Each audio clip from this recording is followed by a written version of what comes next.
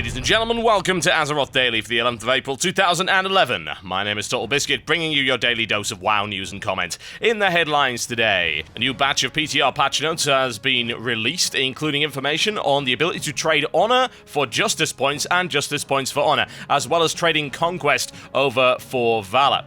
Also, the interesting thing that I showed you quite a while ago now, that you were able to fly in the ghostlands, well, that's now been removed. You can no longer fly in the ghostlands, and I have to imagine that's because of the fact that it's instanced and it's too easy to actually fly off the side of the world, as I also demonstrated in that particular video. You can read all the rest of the patch notes by clicking the link in the description below this video, and bear in mind that all of the ones highlighted in red are the ones that have been actually changed.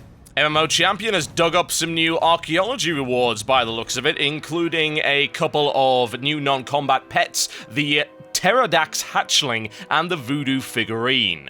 Now, this is to give a few more items to the fossil and troll branches, and apparently they simply didn't have enough in them. Now they do, by the looks of it. Now they do. You can check out the full list by clicking the link in the description below this video, and thanks once again to MMO Champion for digging through the dirt to find the wonderful gems. Those of you who are into cooking and fishing will be rather interested to know that patch 4.1 is going to be adding 10 cooking and fishing daily quests to each faction. There is a very large list of them, and once again, this has been dug up by MMO Champion. You can check the full list in the description below this video, although I have to say that I'm rather intrigued by the idea of a quest called Keepin' the Haggis Flowin'. The latest round of EU community news has been released, including foreign language sites wow-hungary.com that has another history class coming up, continuing the tale of Lord Darius Crowley. And also the Czech and Slovak site wowfan.cz has posted the answers on armor and weapons from earlier this week for its readers. That was the Ask the Devs number 4, by the way.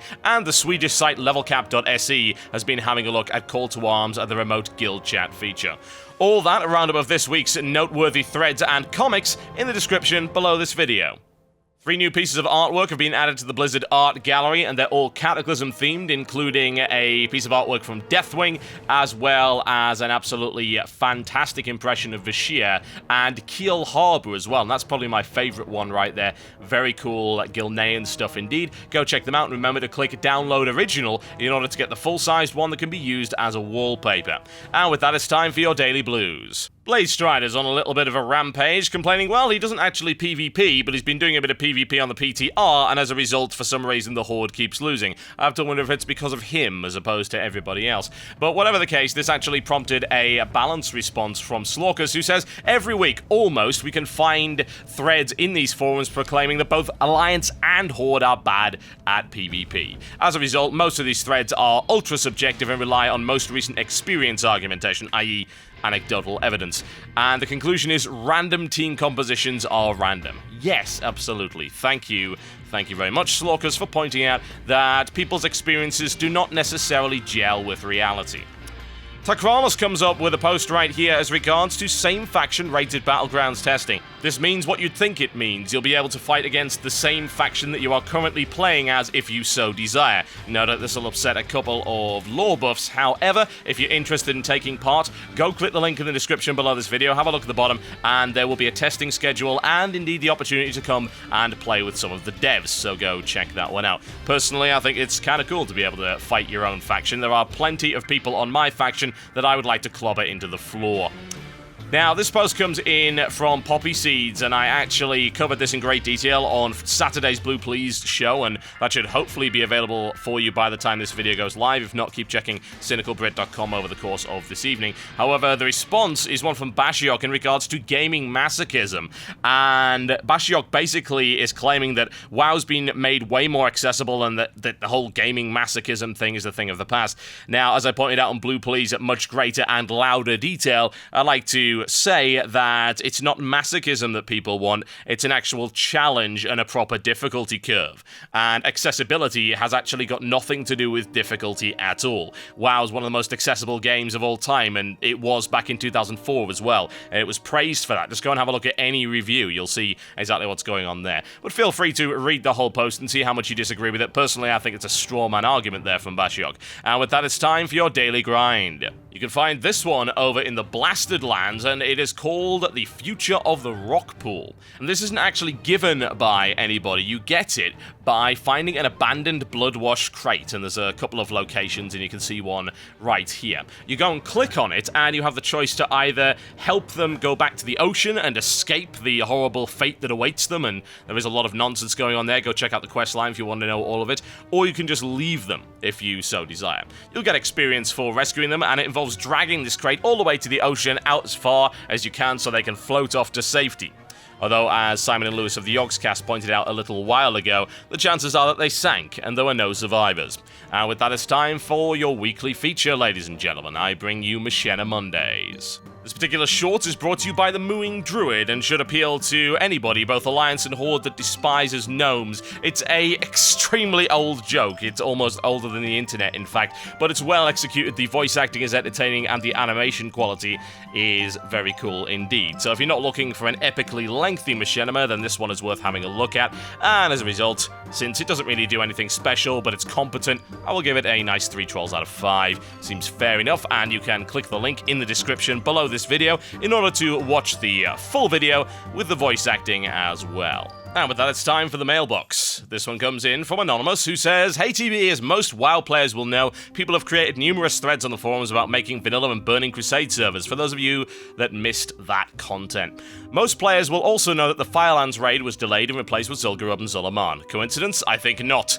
Because of this rehashed content, it brings into question if, instead of creating those BC and vanilla servers, Blizzard is just rehashing old BC and vanilla content.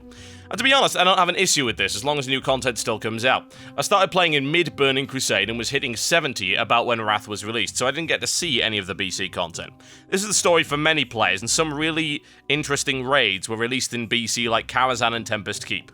What are your thoughts of this approach to handling the throngs of demanding and entitled people asking for both BC and vanilla servers?" Well, to me, those people don't really matter. This has been going on since the launch of BC. Vanilla servers were demanded when BC came out. BC servers were demanded when Wrath came out. I'm not seeing anyone demanding Wrath servers yet, mostly because Wrath was, for the most part, with some exceptions, bad. But whatever the case, people will continue to ask for this until the end of time. And a lot of this is, in fact, rose-tinted spectacle stalking. There's plenty of good content there, certainly, but you do have to accept that the game has moved on from there. As regards to rehashing content, I wouldn't actually object to it if it wasn't replacing things that were promised. Like, for instance, where the hell has the Abyssal Moor dungeon gone? The dungeon that was supposed to be released with 4.1. Where has the Firelands gone? Well, that's now been moved to 4.2, and they said it would come shortly after 4.1, but if we look at the timescale right now, 4.1 is nowhere near being released. There are no release candidates out, and of course MMO Champion agrees with me on that one, and honestly, if MMO Champion says that it's not coming out anytime soon, then it ain't coming out anytime soon. So there is a drought of content right now, and if I could trust Blizzard to not use re-releases and rehashes as an excuse not to put out real content, then I'll be okay with it. The problem is I can't trust them to do that because they have never at any point proven that they deserve it. And if you need any evidence, please look back to the first 6 months of Wrath, whereby the only real dungeon there was a rehashed one from vanilla. And was that good? No, it was terrible. So don't tell me that it's okay for them to do that. They cannot be trusted. I'm sorry. This one comes in from Despawn, who says, "I recently stumbled upon an old episode of Blue Please, Season 2, Episode 5, which was made at the start of TBC, where you proposed the idea of retuning old raid content for newer players to learn raiding principles. You also made a comment about how it was pretty dumb of Blizzard to throw away old content whenever a new expansion was released. Now that they're actually doing that with Onyxia, Zul'Gurub, and Zul'Aman, you call it lazy development. Certainly circumstances may have changed. At the start of TBC, heroics and raiding were considered by many to be too hard, and you suggested players needed a way of learning raiding. And wait, have circumstances really changed? Looking back on this, I was wondering what your thoughts on the matter were, in particular what your own idea is now." Well, I still believe that it would be okay to retune that content to use it for that. The problem is that the way that it was done, say, in Wrath, was bad.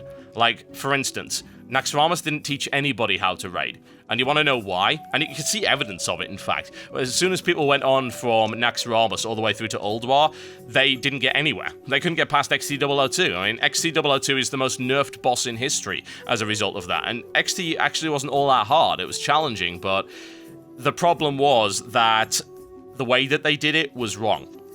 And here's the thing. It's about not using old content is an excuse not to release new content. I would be alright with them rehashing every single dungeon if they also brought out new content as well. In reality, rehashing content doesn't take anywhere near as long as making new content. And if they were doing this on a regular basis, I would be alright with it. For instance, bringing back Onyxia.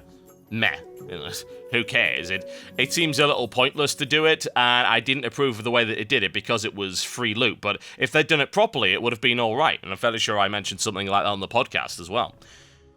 So, as response to that, I would say probably the same thing that I said to the previous guy, which is if it were done right, it would be okay. If it didn't take away major development time, it would be okay. Personally, I probably wouldn't want to go back into TBC content or anything like that. We did it too much, but I could see that other people certainly would. The problem is what we have now with 4.1, where the only choice is to go back into old vanilla and TBC content, because that's all they're providing with 4.1, instead of the Abyssal Moor dungeon, which was supposed to be brand new, and that they promised, and of course, no new raid content until 4.2 either.